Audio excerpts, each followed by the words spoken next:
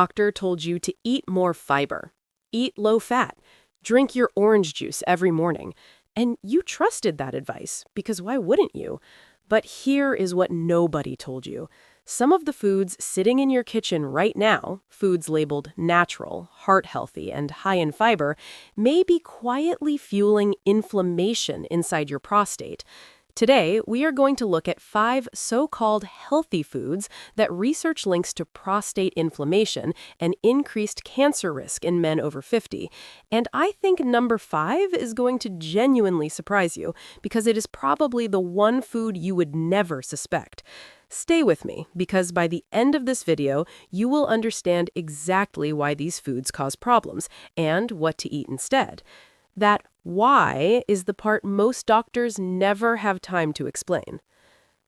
Robert is a 68-year-old retired teacher from Ohio. He woke up 2 or 3 times a night to use the bathroom. His PSA numbers had been creeping up for 2 years. His doctor said, "We will keep watching it."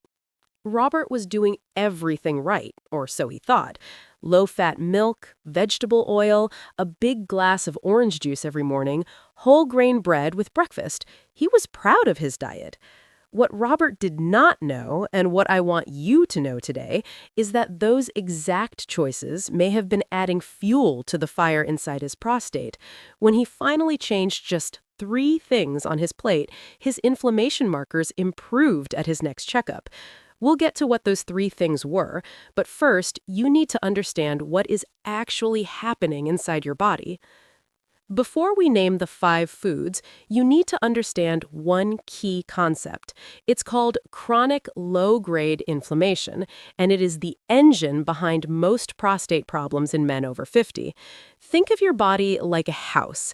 Somewhere in that house, there's a smoldering ember, not a roaring fire, just a small, silent glow that never quite goes out. You can't see it, you can't feel it, but day after day, it weakens the structure from the inside. That ember is chronic low-grade inflammation, and your prostate tissue is especially sensitive to it because of its position, its hormonal environment, and the way its cells respond to inflammatory signals.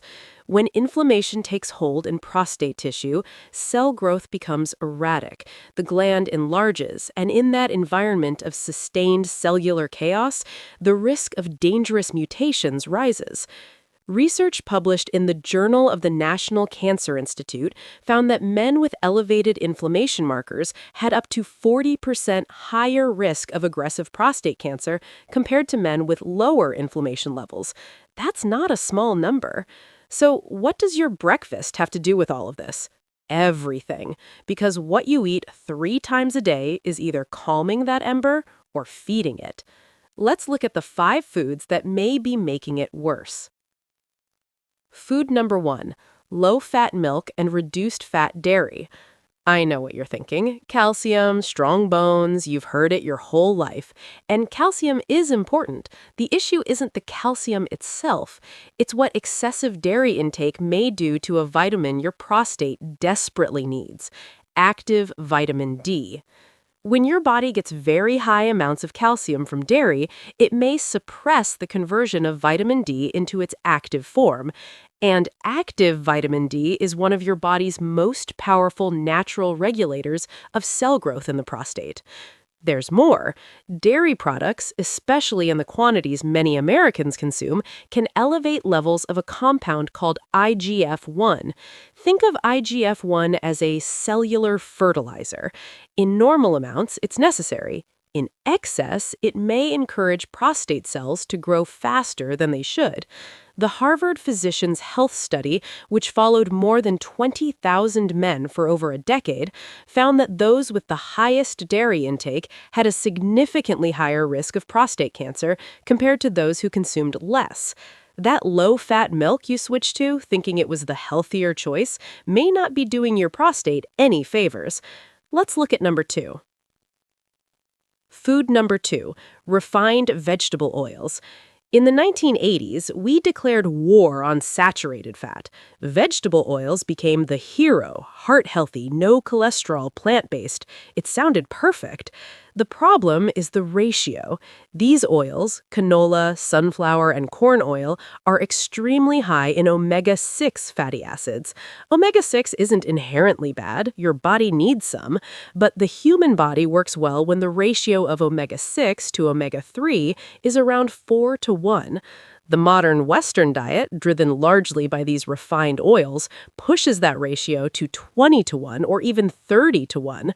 That imbalance activates a pro-inflammatory pathway in your body through an enzyme called COX-2.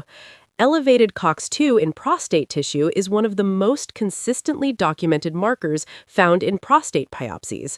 Every time you cook with canola or sunflower oil, you may be throwing high-density fuel onto that silent ember. Food number 3. Fruit juice, including 100% natural. Whole fruit is wonderful. Fiber, antioxidants, real anti-inflammatory compounds. But when you turn fruit into juice, you remove the fiber and concentrate the sugar. One glass of orange juice may contain the sugar equivalent of 6 to 8 oranges, without the fiber that would normally slow absorption. The result is a rapid blood sugar spike. That spike triggers an insulin response, and repeated high insulin levels have 2 direct consequences for your prostate. First, insulin elevates IGF-1, that cellular fertilizer we talked about earlier. Second, it suppresses a protein called SHBG, which normally keeps testosterone bound and inactive.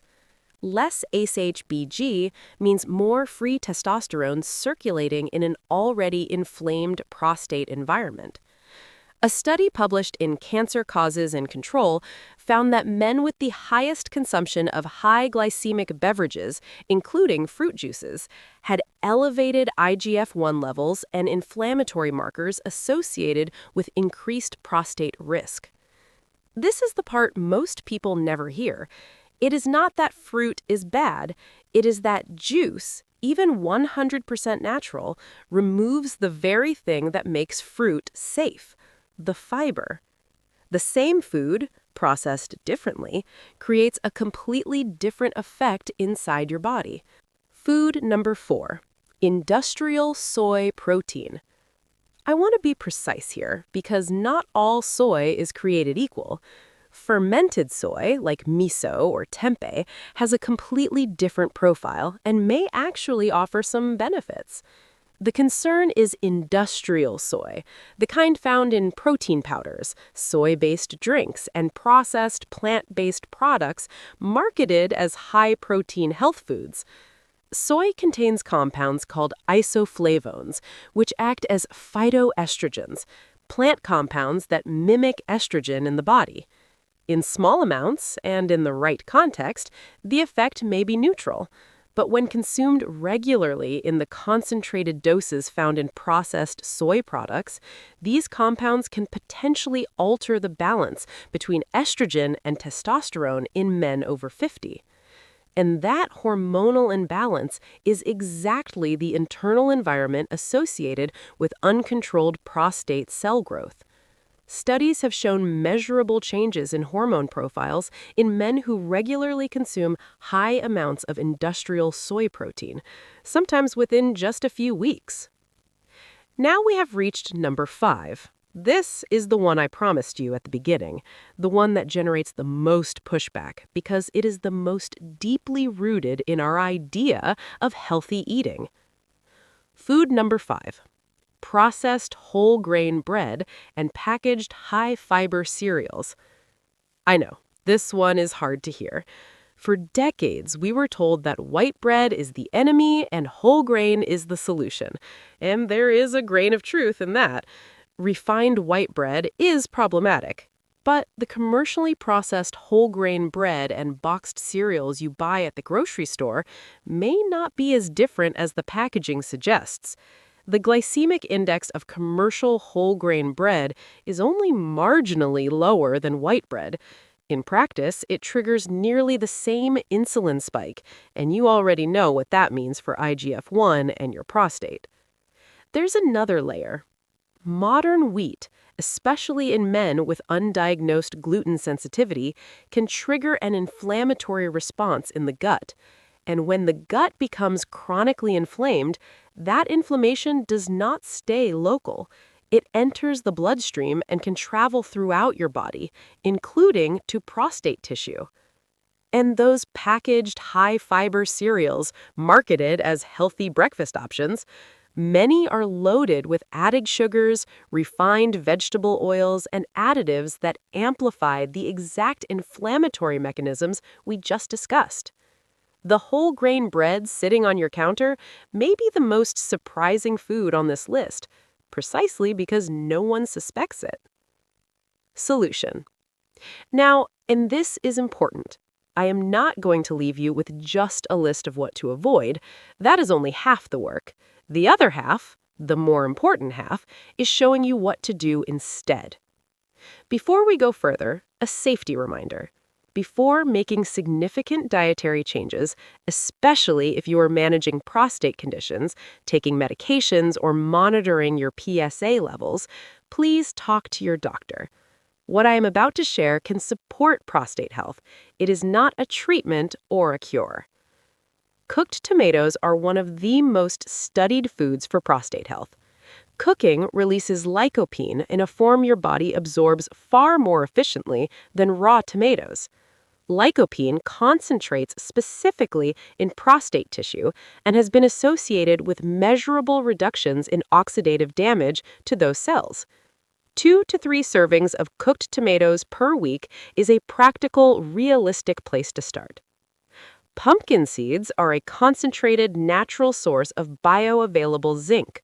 Zinc plays a direct role in regulating a key enzyme called 5-alpha reductase, which converts testosterone into dihydrotestosterone, or DHT. DHT is the compound most associated with prostate cell overstimulation. Supporting healthy zinc levels may help reduce that pressure on your prostate. Broccoli and other cruciferous vegetables contain a compound called sulforaphane. It activates tumor-suppressing genes and promotes the natural death cycle of damaged cells. The evidence behind sulforaphane is among the most robust in nutritional science. It's not an exotic supplement. It's a vegetable you probably already know and can add to your plate this week. For healthy fats, omega-3 fatty acids from quality sources, wild-caught sardines, wild salmon, and ground flaxseed directly counteract the omega-6 imbalance caused by refined vegetable oils. They reduce inflammatory compounds in the body and may support healthier COX-2 activity in prostate tissue. Ask your doctor to check your vitamin D level at your next visit. Low vitamin D is consistently associated with higher prostate risk, and many men over 65 are deficient without any obvious symptoms. 15 to 20 minutes of daily sun exposure or supervised supplementation can be one of the most impactful changes you make. And finally, 30 minutes of walking each day. Not running, not a gym membership, just walking. A study found that men with elevated PSA who walked moderately for 12 weeks showed measurable reductions in inflammatory markers and stabilization of PSA levels. Movement regulates insulin, balances hormones, and sends a powerful signal to every cell in your body. If you are experiencing frequent nighttime urination, difficulty starting or stopping urine flow, pelvic pressure, blood in urine, or your PSA has increased since your last checkup, please see your doctor promptly. Dietary changes can support prostate health, but they are not a substitute for medical evaluation. I'm going to ask you to try something for just 5 days. Not a full overhaul, not a complete lifestyle transformation, just 5 days. Pick one food from today's list, whichever feels most realistic for you, and swap it out this week. If you drink orange juice every morning, try eating a whole orange instead. If you cook with vegetable oil, try extra virgin olive oil. If you reach for the boxed cereal, try a small handful of pumpkin seeds and some fresh berries instead. Just one swap. 5 days. That's all I'm asking. Your body won't transform overnight, but the research is clear. Consistent, small changes compound over time, and your prostate has likely been living in an inflammatory environment for years. It deserves the chance to begin recovering. You may not feel anything different in 5 days. That's okay. The changes happening at the cellular level are quiet at first, just like the inflammation that caused the problem in the first place. Stay the course, one swap at a time. Now, there's something I haven't mentioned yet, and it connects directly to everything we just covered. There's a nutrient that 70% of American men over 65 are deficient in. You can't feel the deficiency, there's no obvious symptom, but its absence may be one of the single biggest contributors to prostate problems in aging men. It's not a supplement you've never heard of. In fact, it's something your doctor has probably tested before. But the number most doctors consider normal may not be normal enough for your prostate.